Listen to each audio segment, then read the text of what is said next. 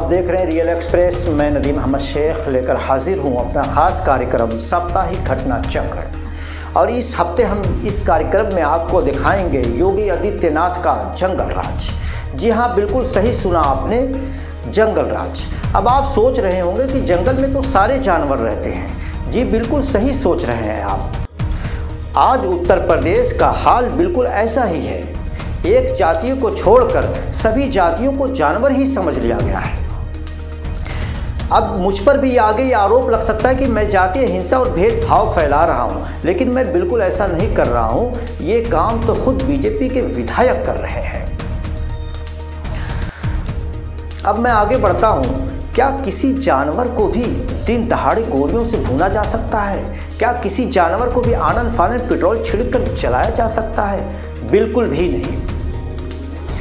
और उत्तर प्रदेश में आज जान से बड़ी जाति हो गई है। यही सच है, आप माने ना माने। अगर आप डूबे हैं तो पुलिस कस्टडी में भी आपकी गाड़ी पलट जाएगी, लेकिन अगर आप एक ख़ास जातीय से हैं तो एसडीएम, सीओ और आधा दर्जन पुलिस वालों के सामने भी आप धड़ाधड़ 7 राउंड फायरिंग करके आराम से जा सकते हैं। उत्तर प्रदेश की पुलिस आपका कुछ नहीं कर सकती। बिल्कुल ताज़ा मामला उत्तर प्रदेश के बलिया का है। एक खेत में सैकड़ों की भीड़ है। एसडीएम, सीओ और आधा दर्जन पुलिस वाले हैं। सामने एक भाजपा नेता धीरेन्द्र सिंह जो गोलियों की बरसात कर देता है, जिसमें एक व्यक्ति की मौत हो जाती है और उसे पुलिस पकड़ नहीं पाती। जबकि वीडियो में साफ देखा जा सकता है कि वो चारों तरफ से पुलिस से घिरा हुआ है, पर वो आराम से भागने में कामयाब हो जाता है।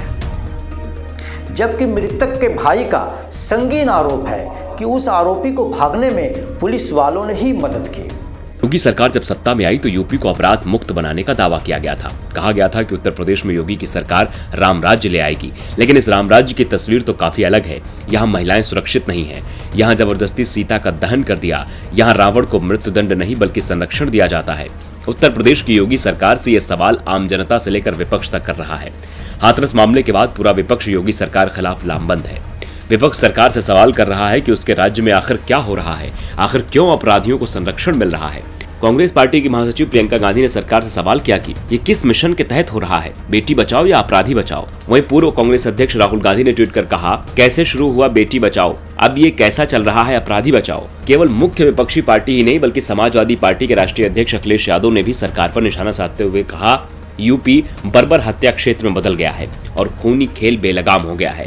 जब स्थितियां इतनी हृदय विदारक हैं तो फिर मुख्यमंत्री का औचित्य क्या है, जो नवरात्रि के शक्ति पर्व से नारी शक्ति के संरक्षण, सम्मान और स्वतंत्रता के लिए विशेष अभियान चलाने की बात कह रहे हैं, वो हर तरफ असफल है। कलंकित भाजपा सरकार को अब राज्य के हित में सिंहासन छोड़ना चाहिए। आपको बता दें कि नवरात्रि शुरू होने पर योगी सरकार ने महिलाओं की सुरक्षा के लिए मिशन शक्ति आरंभ किया है, लेकिन ऐसे मिशन का क्या फायदा जब जमीन पर इनका कोई असर ही देखने को न मिले। फिलहाल महिलाओं की सुरक्षा का मुद्दा योगी सरकार के लिए मुश्किल खड़ा कर सकता है। अब हम आगे बढ़ते हैं। हाथरस जैसी एक और घटना का जिक्र करते हैं। उत्तर प्रदेश में दलित होना गुनाह हो गया है? एक के बाद एक जघन्य अपराध हो रहे हैं। हाथरस बलरामपुर के बाद बाराबंकी में 18 साल की दलित बेटी का हाथ पैर बांधकर उसके साथ दरिंदगी की गई, फिर उसकी हत्या कर दी गई और पीड़िता के प्राइवेट पार्ट तक को कुचल दिया गया। इससे दर्दनाक घटना और क्या हो सकती है? आम लोगों की क्या दशा होगी, इसका अंदाज़ा आप इस बात से लगा सकते हैं कि यूपी पुलिस की अपनी फोर्स की महिला सिपाही की सुरक्षित नहीं है। मामला लखीमपुर खीरी का है, जहां भाजपा का एक कार्यकर्ता महिला सिपाही के साथ बदतमीजी करता है, लेकिन जब पुलिस उस पर कार्रवाई करने की कोशिश करती है तो वहां क्या स्थानीय भाजपा विधायक लोकेंद्र प्रताप सिंह दल बल के साथ कोतवाली पहुंचकर हंगामा शुरू कर देते हैं और आखिरकार उत्तर प्रदेश की पुलिस भाजपा कार्यकर्ताओं और विधायक के सामने हार जाती है और उस आरोपी को रिहा कर देती है। अब जरा सोचिए कि अगर उत्तर प्रदेश की पुलिस अपनी सिपाही को इंसाफ नहीं दिला सकती तो एक आम नागरिक पुलिस से कैसी उम्मीद रखेगा। हाथरस की बेटी पर हुई बर्बरता इस देश में कानून व्यवस्था के मर जाने की कहानी है। आज वो बेटी हमारे बीच नहीं है, लेकिन उसकी रूह आज भी इंसाफ की गुहार लगा रही है।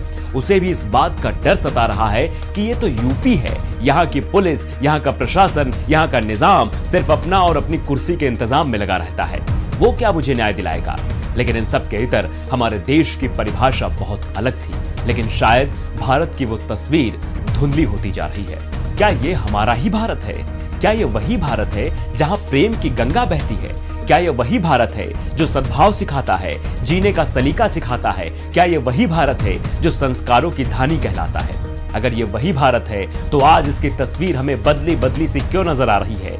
क्यों यहाँ हमें किसी पर भरोसा नहीं है? क्यों यहाँ कोई किसी की इज्जत नहीं करता है? क्यों यहाँ ना तो प्रशासन बचा है, ना नेता बचे हैं और ना इनके काम करने की नीयत बची है? जी हाँ, हम बात कर रहे हैं उत्तर प्रदेश की, जहां राम राज्य की बात की जाती है। राम राज्य मतलब समझते हैं ना आप, लेकिन यहाँ सिर्फ दिखावट वाला राम राज्य है। माने ऐसा राम राज्य जहां न महिलाओं की सुरक्षा की कोई गारंटी है, न कानून है, न संविधान है। यहाँ संविधान को ताक पर रखा जाता है। लोकतंत्र की दुहाई सिर्फ संसद की 4 दीवारी तक ही दम तोड़ देती है। यूपी के राम राज्य का मतलब क्राइम राज है, जहां क्राइम सिर्फ क्रिमिनल ही नहीं बल्कि पुलिस भी करती है। ऐसा वैसा क्राइम नहीं, बड़का वाला क्राइम। यूपी के हाथरस कांड में पुलिस कर्मकांडी बन गई, नियमों का हवाला देने लगी, बताने लगी कि कैसे होता है अंतिम संस्कार। थू है ऐसी मानसिकता की। अब तो आम जनता को पुलिस वर्दी में छिपे क्रिमिनल को देख के घिन सी आने लगी है, क्योंकि जिनके हाथों में हमारी सुरक्षा की जिम्मेदारी दी गई है वो हमारी सुरक्षा के बजाय कुछ और ही कर रहे हैं। हद तो तब हो जाती है जब पुलिस पीड़ित परिजनों से कहने लगती है कि गलती तो आपकी भी है। वाह रे यूपी पुलिस, वाह रे तेरा काम, सुरक्षा आपकी, संकल्प हमारा, ये सब केवल कागजी फरमान। हाथरस ही नहीं, बलरामपुर में पुलिस ने अपना कारनामा सिद्ध किया और रातों रात पीड़िता के शव का अंतिम संस्कार कर दिया। मतलब यूपी पुलिस ने बदल दिया अपना काम। सुरक्षा जाए भाड़ में, पहले करवाना है कर्मकांड। अब मैं फिर जिक्र करूंगा हाथरस का। हाथरस की जिस तरह की घटना हुई थी, पूरे देश में हाहाकार मच गया था। सारे देश के बड़े चैनल, न्यूज़ चैनल वहाँ पे मौजूद थे। सारे रिपोर्टर बड़े बड़े स्टूडियो से निकल करके वहाँ ग्राउंड जीरो पर मौजूद थे। पुलिस वालों ने उनके साथ भी बदतमीजियाँ की, उनको पीड़ित परिवार से मिलने नहीं दिया जा रहा था। और पुलिस वाले या वहाँ के जो अधिकारी हैं वो मीडिया के सामने आ करके तरह तरह के बयान दे रहे थे। उत्तर प्रदेश की सरकार का कहना था कि यहाँ जाके हिंसा फैलाने की साजिश रची जा रही है, 100 करोड़ की फंडिंग हुई है, अंतर्राष्ट्रीय शक्ति का हाथ है। लेकिन जब कोर्ट ने संज्ञान में लिया इस पूरे मामले को और जब अधिकारियों को तलब किया गया तो वहाँ पर अधिकारी खामोश गर्दन झुकाए सिर्फ सुन रहे थे। और जब कोर्ट ने उन्हें फटकार लगाया तो उन्होंने कहा यहाँ गलती हुई है। लेकिन सवाल ये है कि वही अधिकारी, वही सरकार जब मीडिया के सामने जनता को गुमराह करती है तरह तरह की ऊल जरूल बातें करके, तो कोर्ट में आखिर उसके पास किसी तरह का कोई सबूत क्यों नहीं होता? आखिर अब मेरा सवाल यह है कि आखिर बेटियों के साथ इस तरह का बर्ताव कब तक होगा? देश में 2014 में बीजेपी की सरकार बनने के बाद जब नरेंद्र मोदी प्रधानमंत्री बने तो उनके कुछ नारों में, कुछ चुनिंदा नारों में एक नारा यह भी था कि बेटी बचाओ बेटी पढ़ाओ। लेकिन जिस तरह से बीजेपी शासित राज्यों में बेटियों के साथ हो रहा है, इसकी आप कल्पना नहीं कर सकते। आप भी किसी बेटी के बाप होंगे, किसी बहन के भाई होंगे। ज़रा सोचिए, अगर हाथरस जैसी, बाराबंकी जैसी या जिस तरह से उत्तर प्रदेश में रोज़ घटनाएं हो रही, ऐसी घटना आपके साथ होगी तो आप पर क्या गुजरेगी? क्या उन अधिकारियों के, उत्तर प्रदेश सरकार के अधिकारियों के, पुलिस वालों के परिवार नहीं है? आखिर इन पर लगाम क्यों नहीं लगाया जा सकता?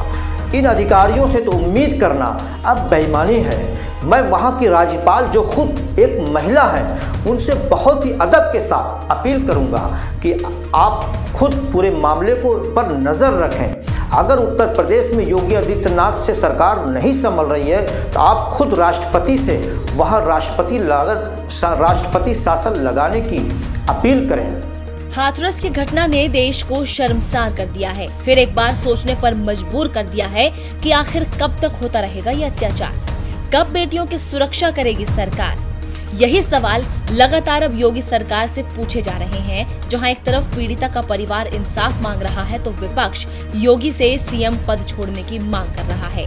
कांग्रेस के पूर्व अध्यक्ष राहुल गांधी और उत्तर प्रदेश की महासचिव प्रियंका गांधी वाड्रा ने हाथरस मामले को गंभीर अपराध बताते हुए राज्य के मुख्यमंत्री योगी आदित्यनाथ से पद छोड़ने की मांग की है।